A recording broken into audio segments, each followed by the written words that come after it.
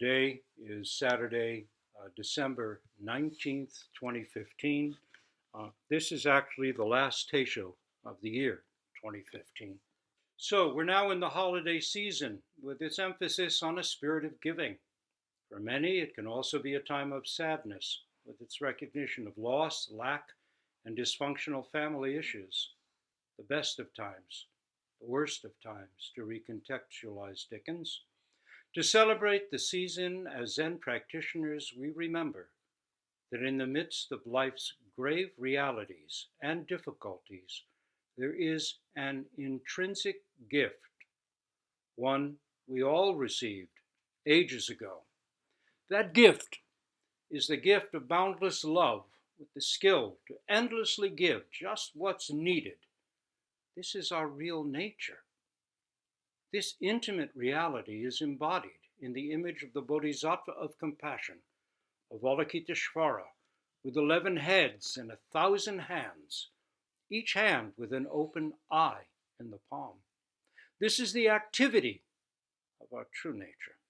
But how often do we find ourselves blocked, bounded, confused, unable to live such truth? What is in our way? There is a wonderful koan that can help us here. Hekigan Roku, case number 89, Blue Cliff record. Two mature Zen masters are having fun in this case, tossing the Dharma back and forth over this very point. What gets in our way? The Hekigan Roku, or Blue Cliff record, is the second central koan collection we work on after Wumenkwan, or Mumenkan, the gateless barrier, in our lineage. It was put together about 1,000 years ago in China by the Zen master Shuido, Secho in Japanese, and refined and expanded about 60 years after first being introduced by another master, Wan Wu, or Engo in Japanese. Here's the case. Yun Yen's hands and eyes. Yun Yen asked Dao Wu, how does the Bodhisattva of great compassion use all those many hands and eyes?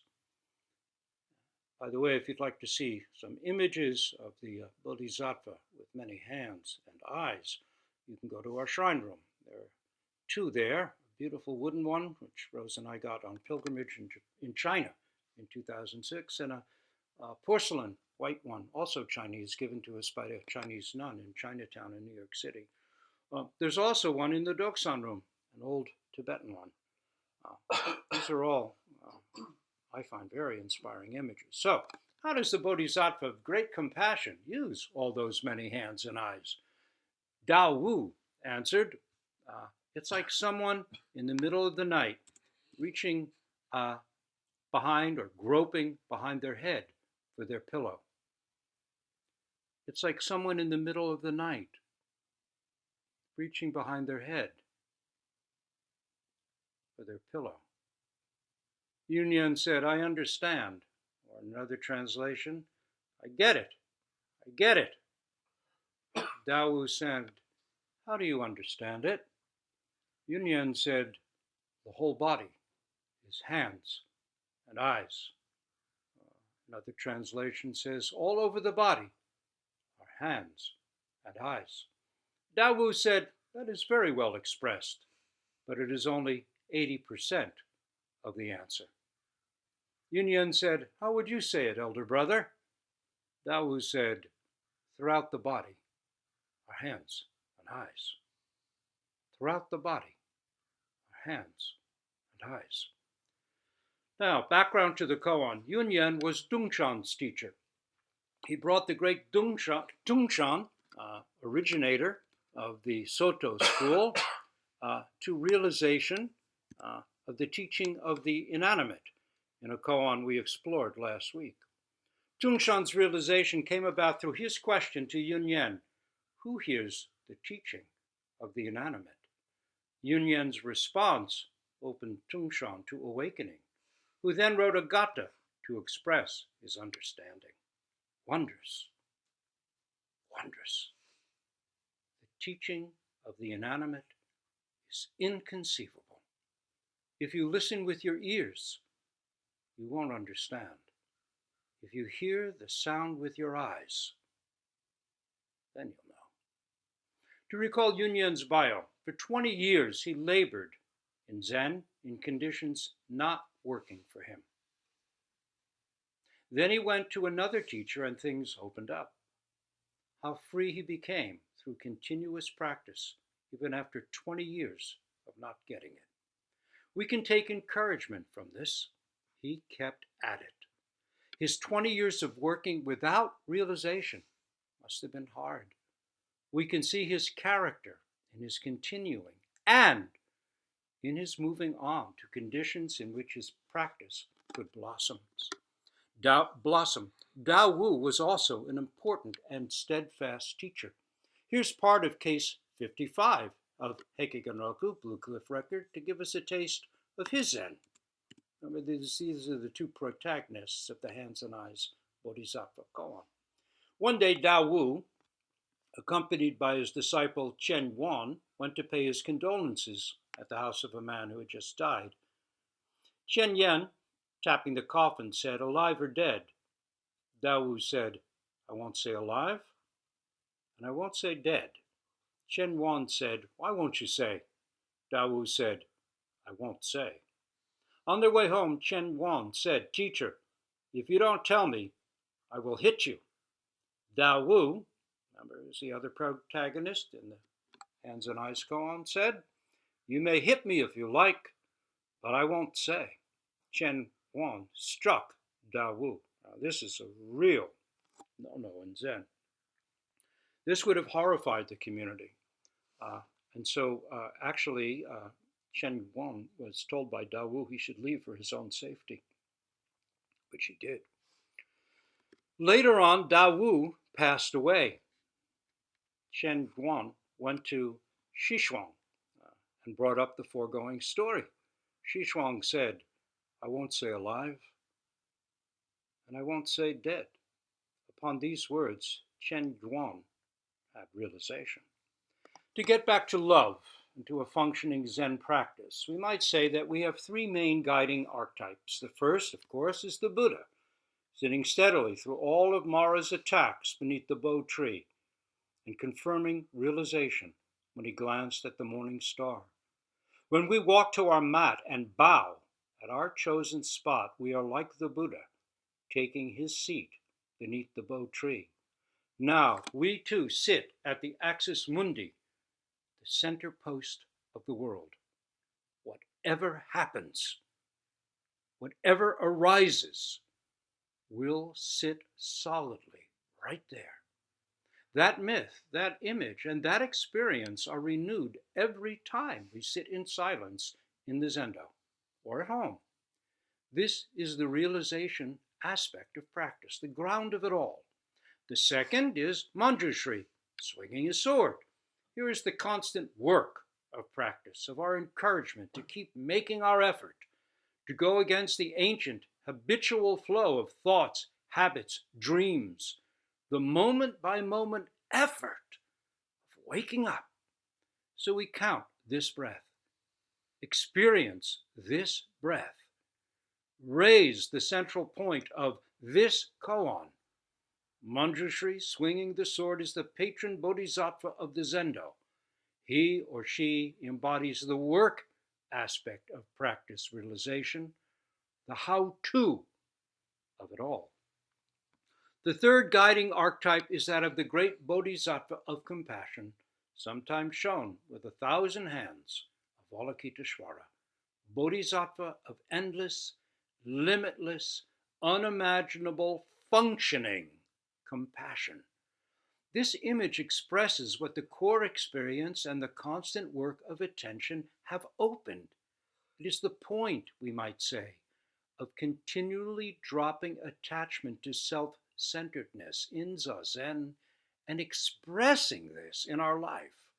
Avalokiteshvara, hearer of the cries of the world, is the female Kannon in Japan, Kuan Yin in China, and the male Chenrezig in Tibet, all forms of the greatly compassionate one, embodying wisdom's compassion, compassion's wisdom. Tara, or the Savioress in Tibet, is said to have emerged from a teardrop from the eye of the Bodhisattva of Avalokiteshvara. She is the essence of purest compassion. In ancient Japan, the 1,000-armed and 11-headed form known as Senju Konon was held to be especially sacred. The Lotus Sutra has a whole chapter dedicated to revealing the miraculous saving virtue of calling on the Bodhisattva of compassion in times of danger and trial. This is the activity of realization, to be present, wisely and compassionately engaging with everything from the selfless ground of our own nature. Where'd all those hands and eyes come from? The Shurangama Sutra says that by going deep into his practice of who is hearing, the Bodhisattva of Avalokiteshvara realized freedom in the intimacy of enlightenment. In that realization, he spontaneously vowed to save all beings endlessly throughout space and time. A Buddhist legend says that he worked hard to fulfill this great vow, and after eons of dedicated work had actually emptied all the hells. Then he was overwhelmed to find that in only a minute, all the hells were completely filled again.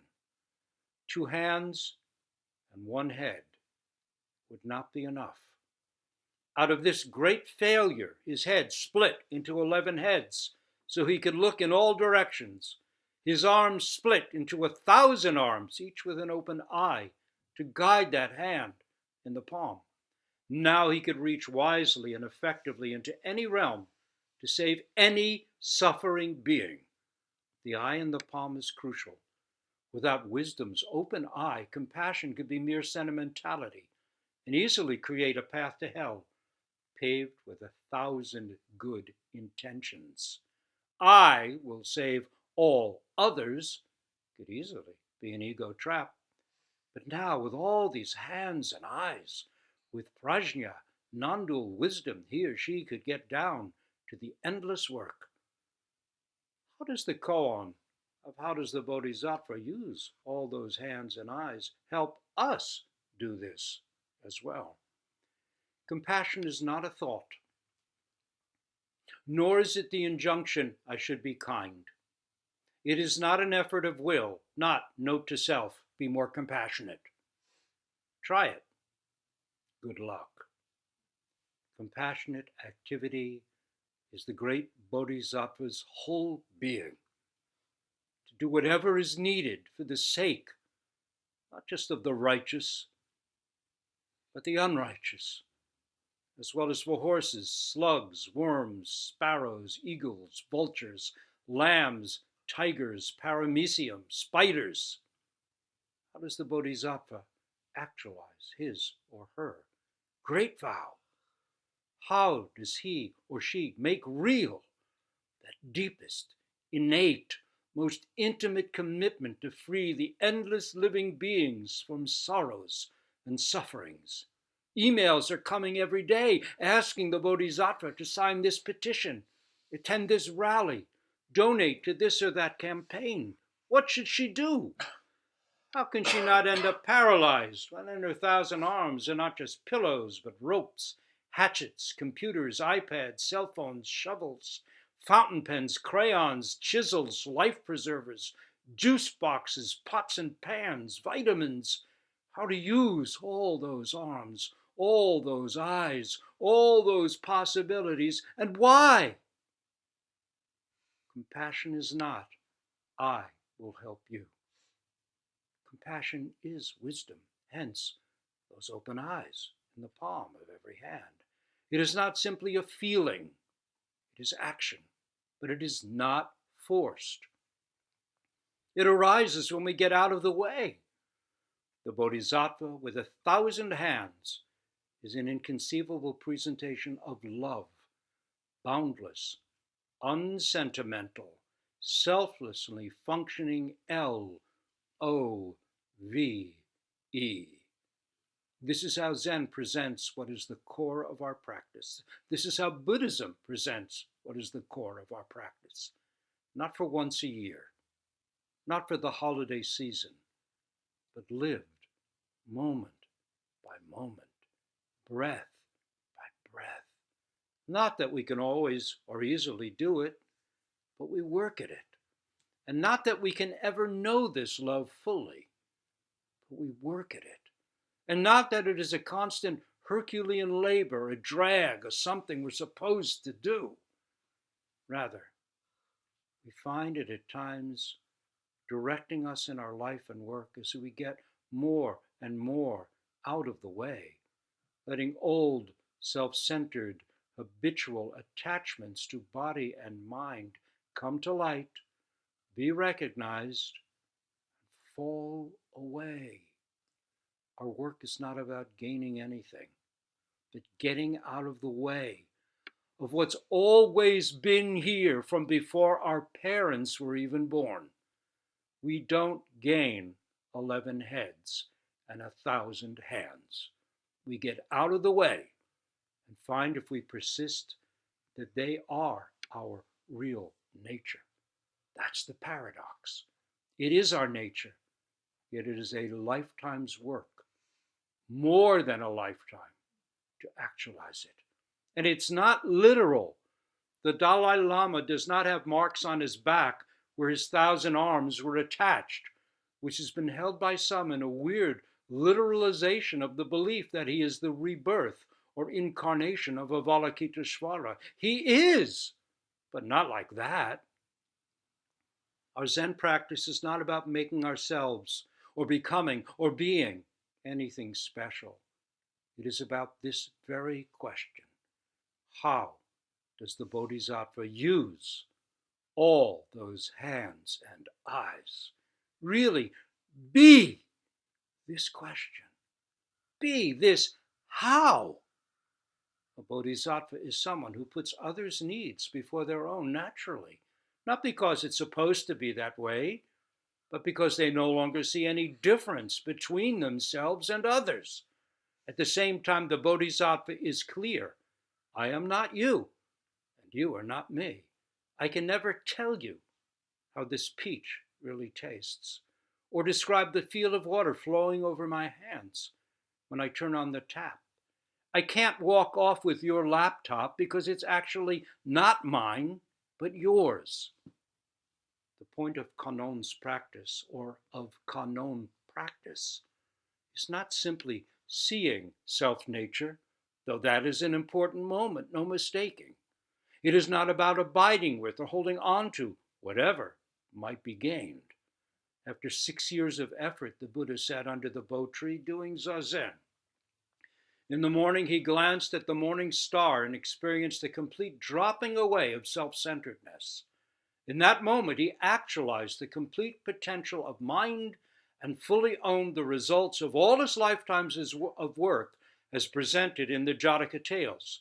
He knew complete freedom, complete peace, and he thought, it's so simple and clear, there's no way to teach it. Everyone already has it. They just don't know. For 3 weeks after that moment, he sat absorbed in the bliss of his experience. Then he realized that that vast, empty, fully realized awake and peaceful sitting wasn't it. To get past even that, he got back up and started walking the dusty roads of India.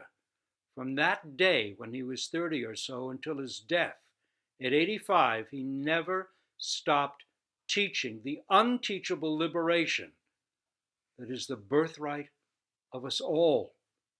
Our job is not simply to gain our own bit of peace, but to actualize an ordinary life of practice, realization, whereas maturing human beings with jobs, families, and issues, we can function less self-centeredly for family, friends, environment, nation, planet, and all beings. How?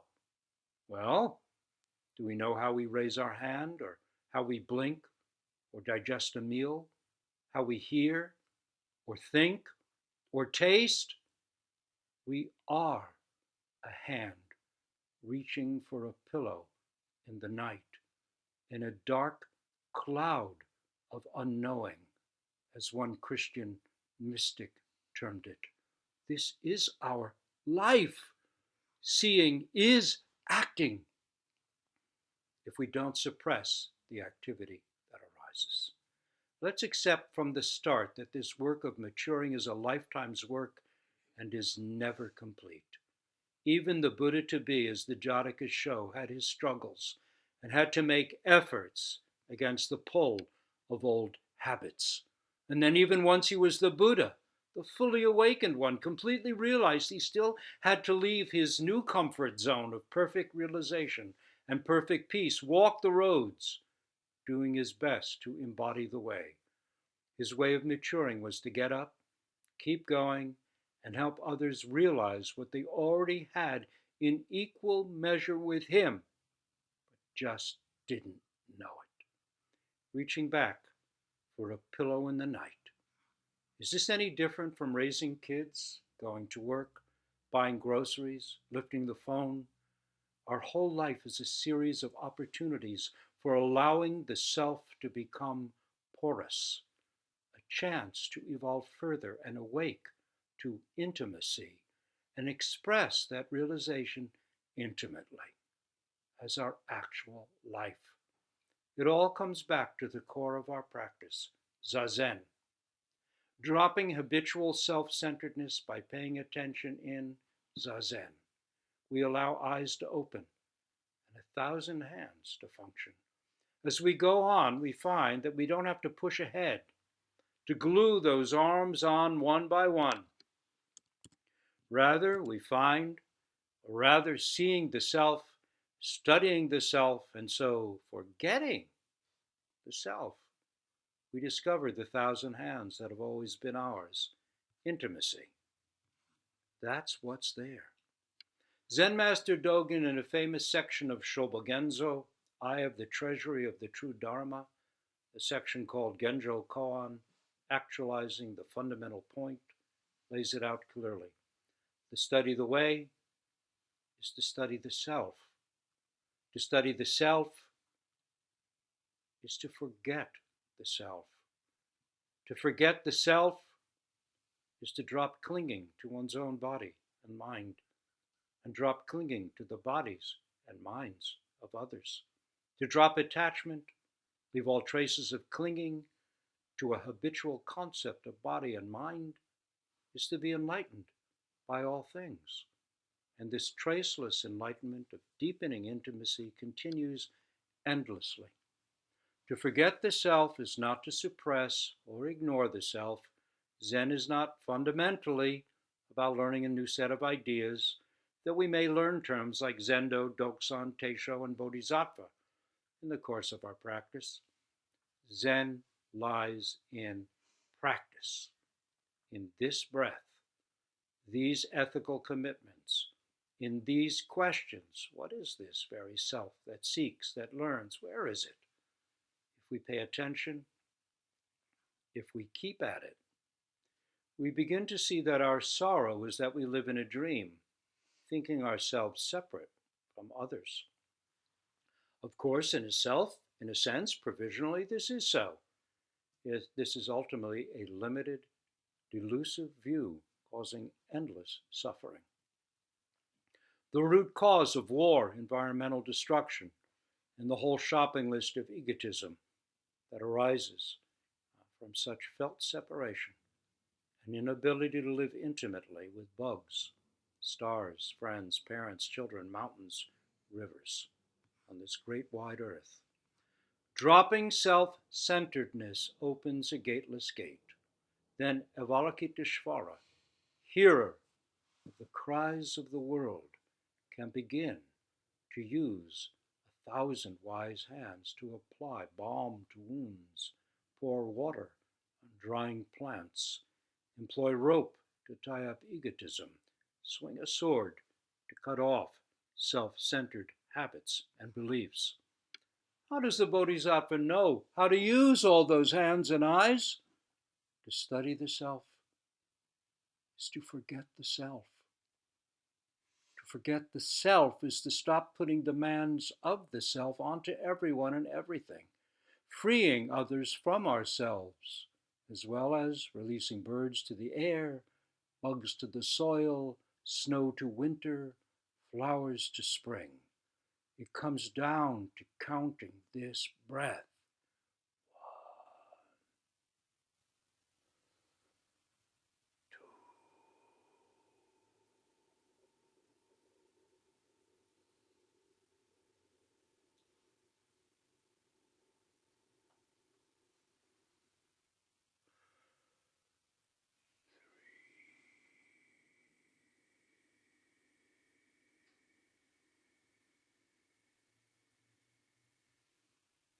Experiencing this breath, questioning this koan completely until there is complete absorption in this koan. This is dropping the self, forgetting the self. Eyes open, hands do what they're called to do. Or if you want, don't forget the self. Hold to it as tight as you can. Try. See if it really is as solid as we seem to believe. Try to find it. Do your best. Search and search. What do we find? Here's birdsong. Here's pain in the knees, itchy nose, endless thoughts, feelings, sensations. Here are sounds, sights, tastes, touch, smells. Is there something more? Is there nothing more? Where is myself? Is all there is hands and eyes? Zen Master Dogen, in his section on this koan in the Shobogenzo, a book, by the way, which was lost for 500 years, completely unknown, turns that around and asks, how do hands and eyes use all those bodhisattvas? Yun Yen said, I get it, I get it. But what is there to get? If we are whole and complete from the start, as the Buddha exclaimed upon his great enlightenment, wonder of wonders, all beings are Buddha, fully endowed with all wisdom and compassion, how much more whole and complete can we become? Yet if we are so whole and complete, how come we don't know it? If this is who we are, why do we have to work so hard to realize it? And keep working at it? That question gave Dogen no peace. And yet that no peace opened up his path to great peace. What is the relation of seeing to doing, of insight to action, of quiet zazen to our complex lives? Is it our aim to be quiet, or is that just the beginning of being able to do what exactly? And how does this unfold? How does it work? No self-centeredness, no self-consciousness at all. What about those answers about hands and eyes? Are they different, the same, all over the body, throughout the body? Is there a point, or are these old guys being clever? Working on this koan, we must get clear. Does 80% mean not good enough? Dogen, in commenting on this koan, says that if real criticism had been applied, Dao Wu, in the koan, wouldn't have said, your answer is well, but it's only 80%. Instead, he would have said, that's 80%. Can you see what Dogen is getting at?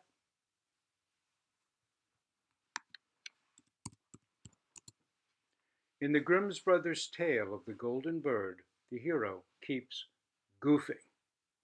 His magical helper, a little fox, tells him, when you find the golden sword, don't put it in the golden scabbard.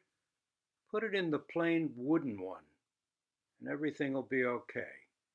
But when he sees the beautiful sword, he can't help himself.